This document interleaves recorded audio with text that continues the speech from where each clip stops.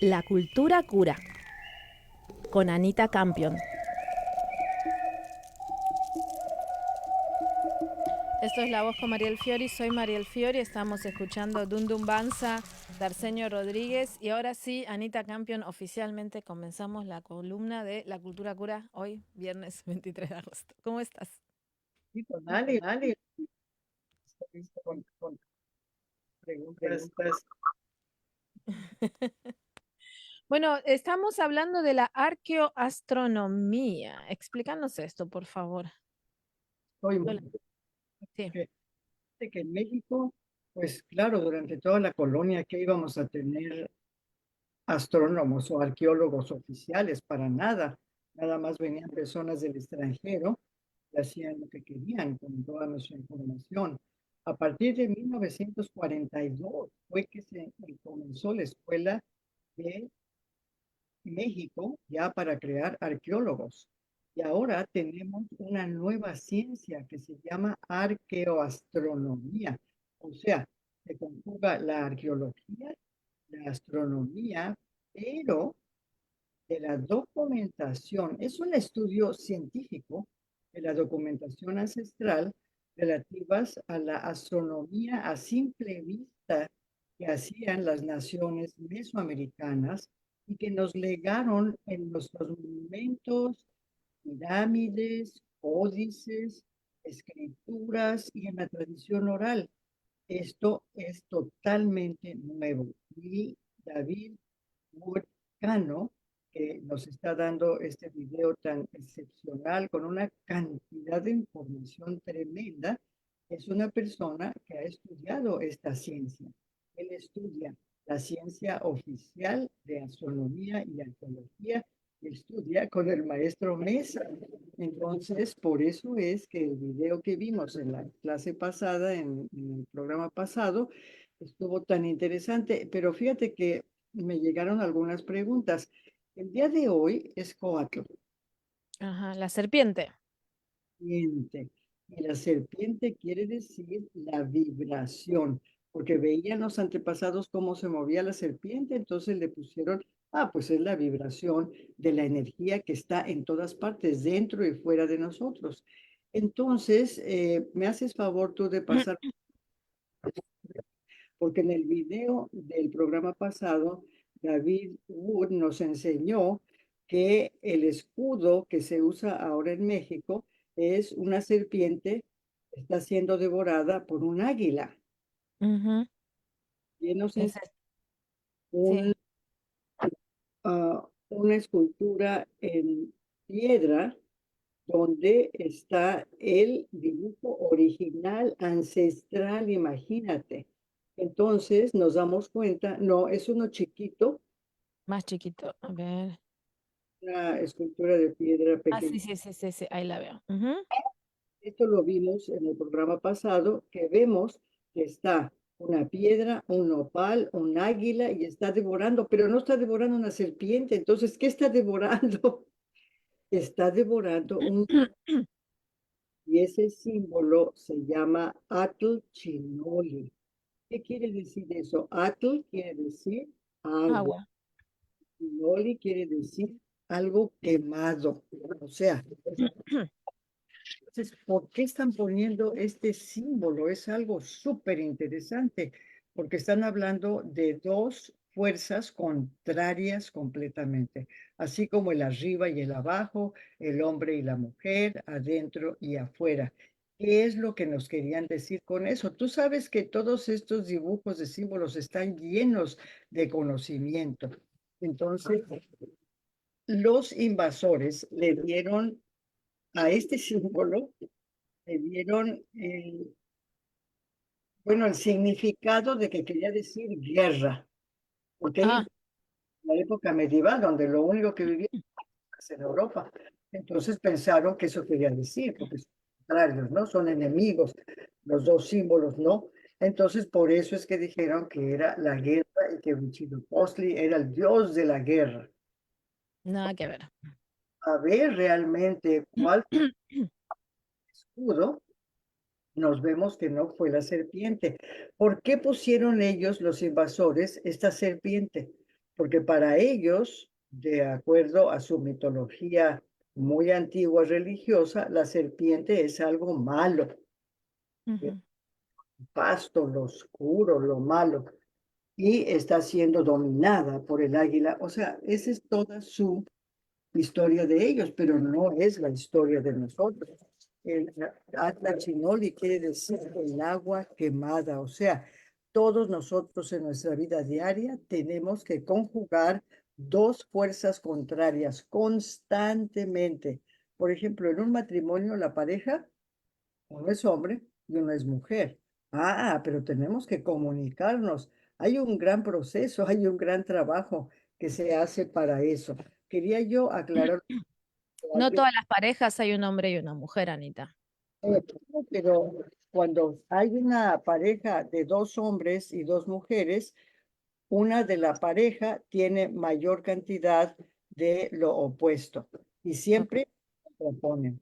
Tiene que haber un contrapeso. Ya estábamos hablando de eso en el gobierno, que Contrapeso. Ok. la vida es un contrapeso. Mira, la combinación del agua y el fuego, ¿qué produce? Vapor. Mm, Entonces, cuando nuestro planeta estaba incandescente y que gracias a Dios que llegó el agua, entonces, ¿qué pasó? Que empezó el vapor y ahí es cuando comenzó la vida sobre el planeta. Entonces, nos dice muchísimas cosas este símbolo. Entonces, quería explicarte que el programa pasado enseñamos esto. Lo que quiero agregar hoy, antes de ver el video, es que David Wood Cano ha estado estudiando ya por casi 40 años, nos dice, qué fue lo que los antepasados dejaron en respecto a la astronomía y a la numerología. Y se van directamente a los monumentos, a las pirámides. Lo último que enseñamos en el programa pasado fue un observatorio extraordinario en Xochicalco, en el estado de Morelos, donde en el momento de la primavera tienen una apertura en el edificio piramidal para que se pueda mostrar cómo entra la luz directamente.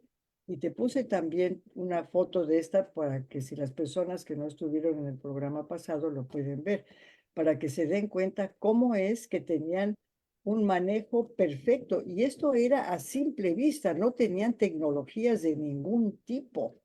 Entonces tuvieron que estar observando, observando, observando, y ese es el haz de luz que se ve en la primavera. wow.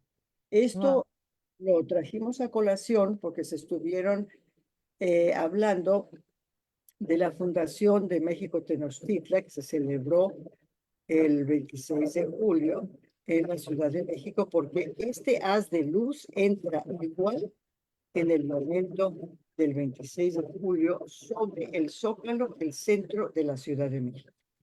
Wow. Entonces, es algo extraordinario si nosotros podemos imaginar, equiparar cómo es que los antepasados a simple vista, y no estoy hablando nada más de Mesoamérica, esto sucedió a través de muchas culturas del mundo, nada más que pues nosotros ahorita estamos estudiando todo lo que es la parte de Mesoamérica, porque son nuestras raíces y nos interesa hacer todo esto, pero es algo extraordinario la capacidad que tuvieron los antepasados y vamos a mostrarles a ustedes antes de pasar al video algunos edificios también donde esto se recibe también la energía. Aquí estamos en el área maya, en un área donde en el momento de la primavera, esa cabeza de serpiente que ven ustedes ahí, cuando viene la luz del solsticio de primavera, entonces entra la luz y aparece como si la serpiente baja de la parte superior Ajá. pirámide hacia abajo.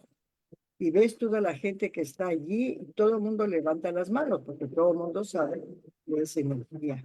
Entonces hay otros edificios. Este nada más es el el área maya. Ahora Ajá.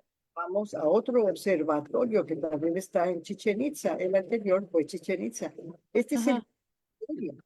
Entonces, con este observatorio es que los mayas hacían sus predicciones astronómicas y también numerológicas.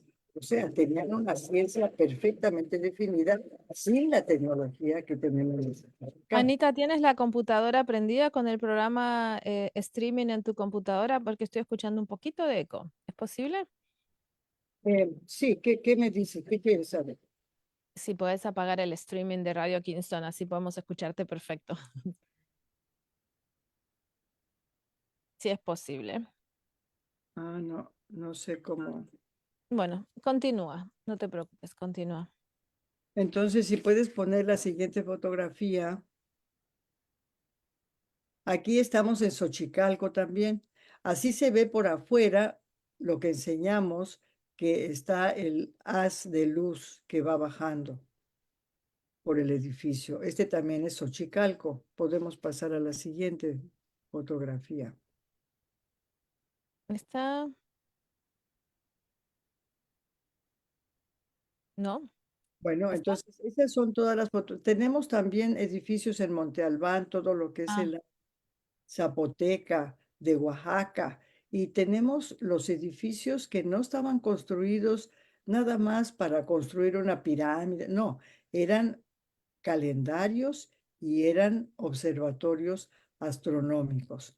Entonces, ahora que vamos a pasar a la segunda parte del video de David Wood Cano, entonces podemos nosotros apreciar cómo es que él ha hecho todos estos estudios. Él habla bastante rápido, es una persona sumamente inteligente, entonces hay que verlo varias veces. Qué bueno que lo estás tú poniendo porque así la gente lo puede repetir. Yo lo he tenido que ver varias veces porque se va tan rápido y une tantos conceptos que dices tú, ¿qué es lo que está pasando, verdad?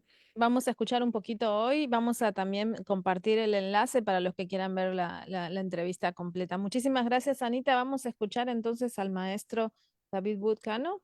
Bien, A vale. rayos X, un portento del haz de luz, como dentro de la cueva en plena oscuridad se puede percibir este fenómeno y la importancia que tuvo para estas civilizaciones cuando justamente el sol recto incidía en un punto radiante en una latitud específica y esto generaba automáticamente la concentración de calor en las nubes, que si no fuera por las nubes, por la atmósfera, pues obviamente, por ejemplo, para estas épocas de julio, si no hubiera sido por las primeras lluvias que ya experimentamos, etcétera, pues ya sería insoportable el calor. Entonces, justamente ahí es donde entra en juego estos principios, estos símbolos, como el caso de la representación de Tlaloc, en lo alto del templo mayor del Huaytiocali de Mexico Tenochtitlan, en donde la mitad estaba dedicada a Huitzilopochtli, representación de la guerra, representación del fuego, representación de esta corriente dentro del Atlatlachinoli, y la otra parte, la otra mitad, a Tlaloc, de color azul, representación del agua, de la lluvia, de la frescura, de la fertilidad, del crecimiento de las plantas, del maíz, etcétera, ¿no? Entonces, este sagrado y eterno equilibrio entre las dos fuerzas, es decir, la luz y la sombra, el frío, el calor, el movimiento, el reposo, pero el fuego solar y el agua, ¿no? Que es la fuente de la vida. Entonces, esto fue lo que buscaron los mexicas en ese simbolismo que a la postre ha venido a formar parte de nuestro escudo nacional, claro, un poco transformado ya por la ideología que llegó con el invasor,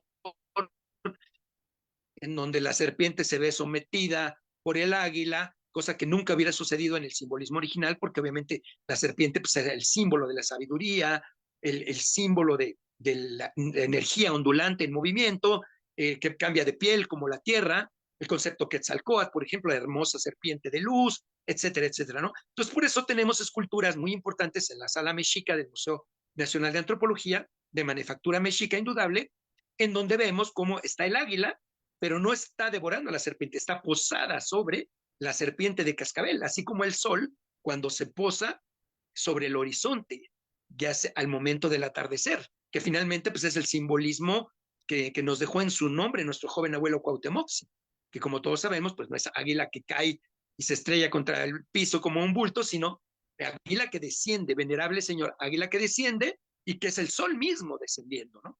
En momentos astronómicos, en momentos calendáricos, históricos, muy importante, como fue el de la fundación de la ciudad de México Tenochtitlan, en aquel día 7 movimiento de la veintena Tecuihuitontli del año 1 Pedernal, Setecpa, 1324, y que se consolidó ya con la construcción del templo de Huitzilopochtli en el año siguiente, 1325, fue Omecali, dos casas, tal y como se encuentran representados los dos en el monumento de manufactura mexica, indudable, que es el más representativo que tenemos respecto de este tema, que se conoce como el Teocalli de la Guerra Sagrada. Nosotros lo hemos mencionado, digamos, desde nuestro punto de vista, como el Teocalli de la fundación.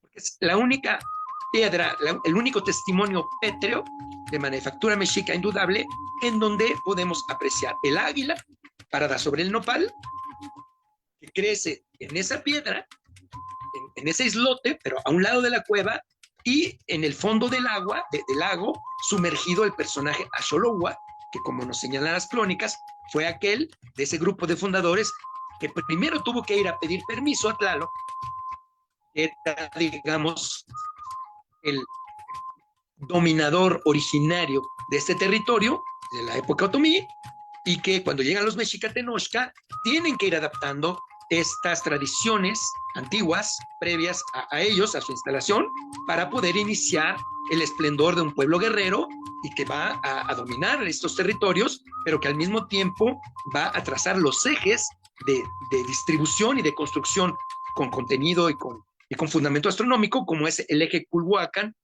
o Tenayuca-Culhuacan, y que lo vemos representado en el Códice Mendocino o Mendoza, y que lo vemos también representado en piedra, todavía en la fachada de la iglesia del siglo XVI de Tenayuca. Entonces, ahí están los dos glifos en piedra, el de Tenayuca y el de Culhuacan, que está representando el eje norte-sur, o noroeste-sureste, ¿no? A un lado del cerro que llamamos ahora de la Estrella, el Huizachtepetl, que fue muy importante porque fue en donde se registran los últimos encendidos de fuego nuevo, el último 1507, que vamos a cumplir 520 años, dos periodos de 260 en el año 2027, y que ese eje norte-sur es el que se va a ver intersectado por el eje oriente-poniente, que es el que viene justamente del que llamamos Peñón de los Baños, el Tepetzingo, ahí donde se da la batalla entre Copil y Cuautlequesqui, y de ese Peñón de los Baños frente al Aeropuerto Internacional de la Ciudad de México se traza el eje oriente-poniente hasta el Cerro Totoltepetl, que conocemos como el Cerro de los Remedios, y que justamente el punto de intersección es precisamente en una de esas dos ciudades duales, que fue Mexico-Tlatelolco y que fue la ciudad gemela de Mexico-Tenochtitlan, en donde se produce este portento, y que, como te digo, esa escultura es un águila con sus plumas, sus garras, todo, pero con cabeza de jaguar. Entonces eso nos está representando el sol águila, sí, pero también el sol jaguar.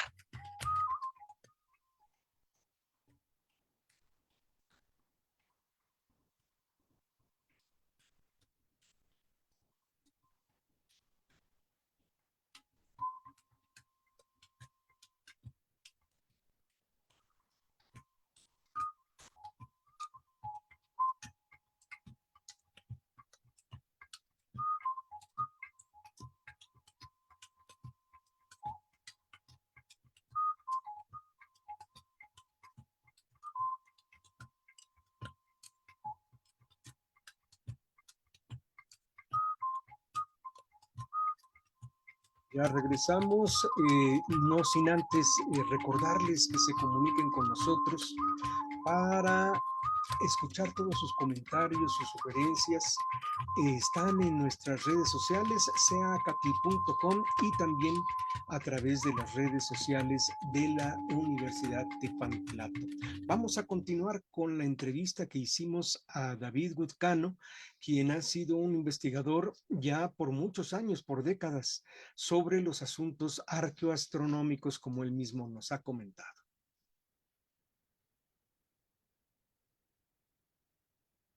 Es decir, el sol que vemos de día cuando pasa por el cenit 2 veces al año, los cuerpos no proyectan sombra, como ese momento que significó el portento original de la fundación de México Tenochtitlan, pero también su complemento, que es cuando pasa por el cenit, es decir, por el otro lado, cuando no lo vemos, pero sí identificaron nuestros ancestros mexica grupos de estrellas que pasaban por la meridiana en ese momento, medio año después de los pasos cenitales. Entonces, así como hay 2 pasos del Sol por el cenit, fenómeno que fue muy estudiado por Celia Nuttall, una antropóloga, historiadora, investigadora desde los años 20, 1928, por ahí así, y que se le dio, digamos, se puso en relieve no solamente conocer el fenómeno, sino identificar para muchas de las escuelas primarias de aquel entonces que este momento era un momento ceremonial que había que ser recuperado con danzas, con ceremonia, con ofrenda, con tlalmanali, como justamente es lo que ahora hemos recuperado desde hace 50 años con todos los compañeros de la mexicanidad, contigo, Juanito, con la revista Seacatl, maestro Arturo Mesa Gutiérrez, Calpulito el Tecayot, y todos los grupos que nos han acompañado durante tanto tiempo. Muchos de los jefes ya no están físicamente con nosotros. Podemos recordar a nuestro gran Miguel Ángel Mendoza Cuaucoa, en fin, ¿no? Tlacatzin Estivalet, Estrellita Newman, a Francisco Jiménez Tlacaelel, etcétera, ¿no? O sea, muchos de nuestros próceres, si lo podemos decir así, de la mexicanidad, y con los que hemos ido complementando el conocimiento que efectivamente ha sido resultado de investigaciones en el área de la historia documental, de la historiografía, de la arqueología, de la antropología, con los otros próceres en el ámbito académico, como nuestro maestro don Miguel León Portilla, nuestro maestro Alfredo López Ospin, etcétera, ¿no? Muchos otros tantos que ya no están en este plano, pero que han dejado sus investigaciones ahí, de las que hemos ido abrevando y hemos ido integrando desde el punto de vista académico, pero también con lo vivencial, también con justamente lo que está vivo en las comunidades, los pueblos indígenas y sus luchas, justamente los luchadores sociales de origen, ¿no? En Selva Lacandona, quien mejor que tú lo has difundido y lo conoces muy bien, todo el conocimiento maya que se ha preservado en esa área, pero en muchos lugares también, ¿no? En la montaña de Guerrero, Tlaxinolan, en Tlaxcala, etcétera, y que es lo que nos corrobora y nos da la fuerza y la energía para, junto con los compañeros de la mexicanidad. Amigues, se terminó La Voz con Mariel Fiori. En la conducción y producción general, Mariel Fiori. En la producción periodística, Angélica Medaglia. Y en el sonido, Ian Seda. Si les gusta lo que escuchan, pues díganle a sus amigos que nos sintonicen aquí todos los días de 10 a 11 de la mañana. Y si quieres más información de lo que escuchaste hoy aquí en La Voz con Mariel Fiori, unite al grupo de La Voz con Mariel Fiori en Facebook. Ahí hay de todo. Radio Kingston. Muchas voces. Muchas voces.